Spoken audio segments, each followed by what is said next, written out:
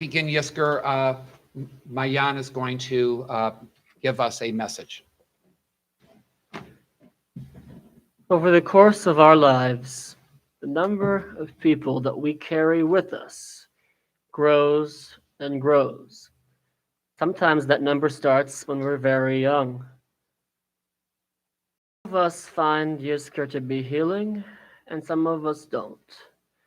Some people find it to be beautiful, and for some people, it may bring pain.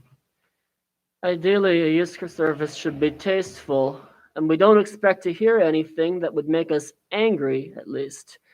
But depending on the quirks of the Jewish calendar in a specific year, and depending on the traditions of your synagogue, sometimes on certain years, Shemini Atzeret, a day when we have Yizkor, is also a day when we hear Megillat Kohelet, or Ecclesiastes.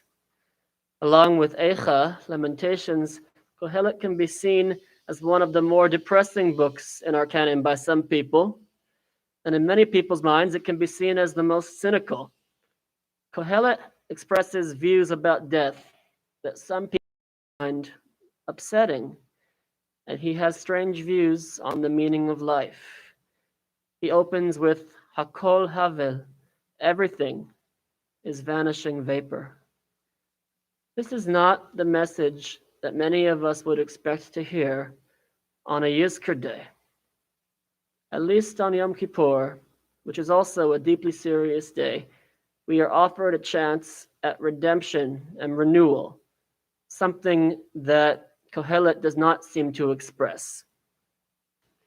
For a mourner, hearing Kohelet on a Yizkor day has the potential to make us perhaps not happy, perhaps not sad, maybe flat out angry. How could King Solomon, lauded for his legendary wisdom, for whom Kohelet is a pseudonym, how could he say some of the things in this scroll? Where is the wisdom in this, and whose idea was it to put it sometimes on a Yizkor day? The book was highly perplexing to the ancient rabbis, and people needed to find a new way to look at it to make it an acceptable part of our canon. People could say Kohelet was a realist or a cynic. I want to look at him today in another way that I find to be highly appropriate for Yizkor. If King Solomon was truly wise, then perhaps this book did not represent him when he was at his peak. Kohelet's cynical passages have the potential to be highly moving if we allow ourselves to imagine one very pivotal thing, that Kohelet represents some of our deepest fears, specifically fears about death. Fear of death consumes Kohelet. It seems that he can't think of anything else. Chapter 3 tells us there's a time and season for every experience under heaven. A time for being born and a time for dying.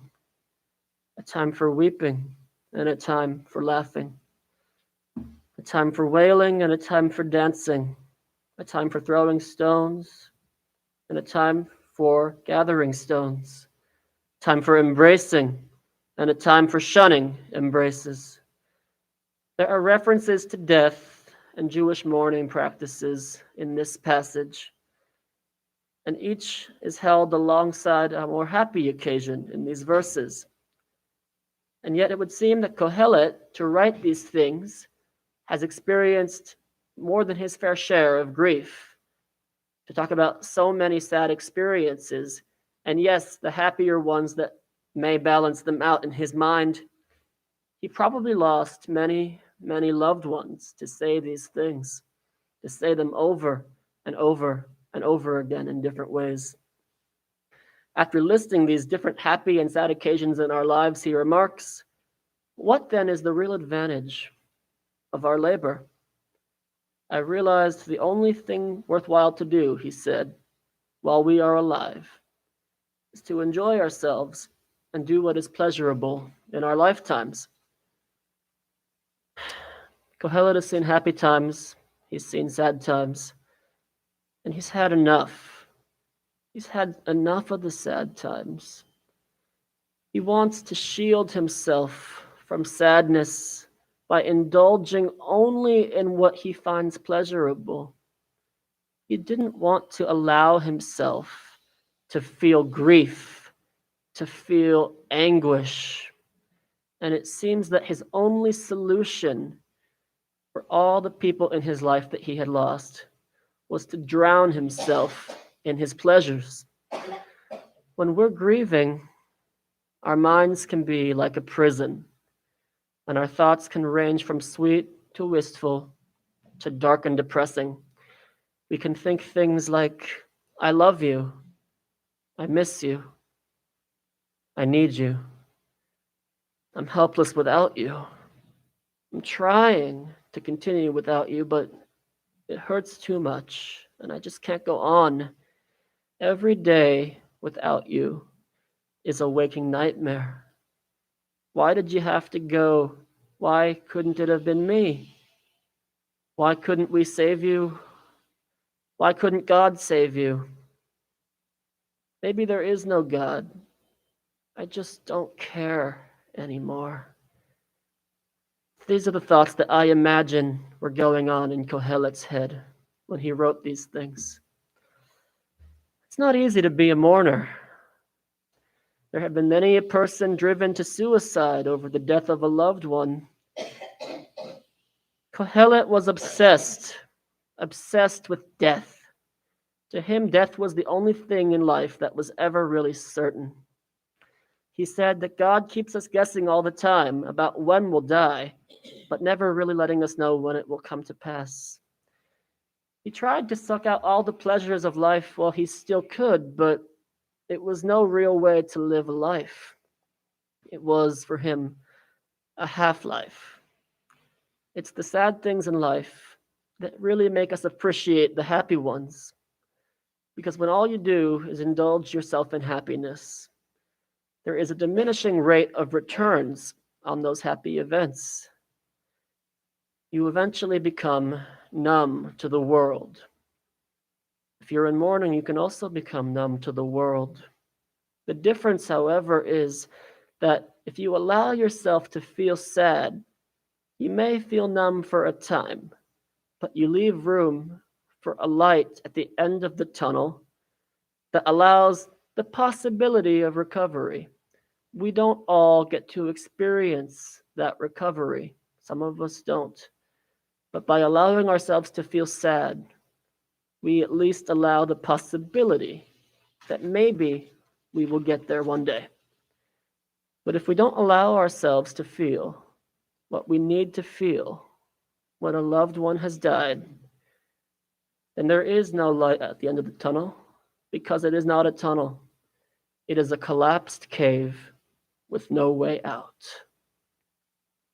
One might think that if death was the only constant in life, Kohelet might actually embrace it. Perhaps he might see death as a way to reunite with his loved ones. But we know this is not how he really felt, because he said, people are no different from animals. Both come from dust and return to dust. They both go to the same place. Who even knows if people's spirits truly rise upward to heaven when they die? And I know this is not the sort of thing that you expect to hear someone say on a Yizkor day. It's so deeply provocative. Could Kohelet, King Solomon, truly be having doubts about the existence of heaven? It seems irreverent of him, almost as if he is unworthy of our affections. But the fact that we have this in our canon actually is so beautiful to me, because it's relatable that many people, even those who are religious, people who believe in heaven, worry about what actually happens to our loved ones when they die. And it's okay. Kohelet shows us that it's okay to have doubts about death and what might happen afterwards. It's okay to have doubts because it shows that we love. We worry because we care. Kohelet's problem wasn't that he didn't believe in heaven. His problem was he didn't find a way to honor the memory of his departed loved ones in his lifetime. He said, "The dead know nothing. Even the memory of them has died." And this could not be farther from the truth. Heaven or no heaven, our loved ones are always with us. They live on in our hearts. They live on in our minds. Their names are etched on our yahrzeit plaques. The people affected by their good deeds are touched and motivated to do good for future generations. And they, in turn, are touched and motivated to do good deeds for future generations beyond them. Where would we be in our lives? Where would the world be if it weren't for these people that came before us? Without them, the world would be a much, much darker place. We always remember. And Kohelet didn't understand that. Think of all the goodness we experienced because of the loved ones in our lives who have left this world. If you can still feel them, then they haven't left. It's natural to miss them, but we also take a moment to say thank you. Thank you for touching us the way you did. Kohelet said it didn't matter if we were foolish or wise, righteous or wicked, because in the end, death comes for all of us, and we aren't remembered. And that was his excuse for living a life of only pleasure and no sorrow. He talks so much about futility, but he missed the greatest futility of all, and it was his fault, not God's. And that futility is that if you are determined not to be sad in order to remember your loved ones, then you are the one who ensures that they are not remembered. Kohelet doesn't think those who leave this earth are remembered because he chooses not to remember them. For all of his doubts, though, I like to think that in the end, his faith was restored. Kohelet ends with a 6-verse epilogue added by later authors, but the original ending of this book was different.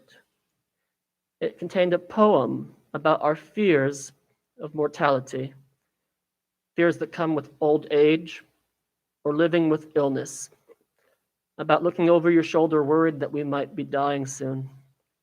Though he tried to pretend that he wasn't afraid of death, he wrote the following: "When our ribs become creaky, when our legs cannot stand, when we can no longer chew and our eyesight grows dim, when our hearing is cut off and the sound of our stomach becomes faint, when you rise with the song of the bird, but the sound of music seems indistinguishable from the sound of conversation, when you become terrified of heights and are terrified on the road when you travel, when our tailbone protrudes, when our bodies are a burden to us and our desires cease, we are on our way to our eternal resting place.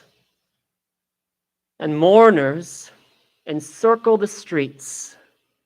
Our dust settles on the earth from whence it came, and our breath returns to Him who gave us our spirit." Vanishing vapor, said Kohelet. All is vanishing vapor. And that is how the book originally ended. On the surface, it might seem like it ended how it began, by saying that all was vanishing vapor. But by the end of the book, Kohelet's view on what vapor actually meant had radically changed. His faith that Hashem takes care of our loved ones was restored. But perhaps even more importantly, his faith in humanity was restored, because he mentioned mourners. He mentioned mourners encircling the streets in masses. This was the same person who said that the dead were not remembered And here he is talking about mourners encircling the streets. At the end of his life, despite all his coping mechanisms that led him to run away from the memories of his loved ones, Kohelet decided to embrace the idea of memory after all. Because Shabbat of Sukkot this year fell on Chol HaMoed, we didn't need to read Kohelet today, but the point remains. If you view it from a certain perspective, Kohelet is quite a fitting book to read on Yizkor Day. It reminds us that sometimes death can seem very final. And it tells us that it's okay to feel that, it's okay to wonder about it, to ask ourselves, where exactly did the spirit of our loved ones go? And if we have different answers, that's okay. We can be like Kohelet. But in the end, it tells us that though their bodies may no longer be with us, their spirits have never left. We carry them within us if we allow ourselves to mourn, to be sad only when we need to be sad, but not to deny those feelings when we do feel the need to be sad. We allow ourselves to remember. And as long as there is someone to remember, you and the people that you pass these memories on to, then a memory never dies. A memory is stronger than a life. A life ends. A memory never has to end. May the memories of our loved ones live forever. And within us, within the lives of the people we impact in our lifetime, may those memories be an influence for good, and may they be an eternal blessing to this world. Zichronam livracha. Thank you, God. Thank you for our loved ones, and thank you for all the memories.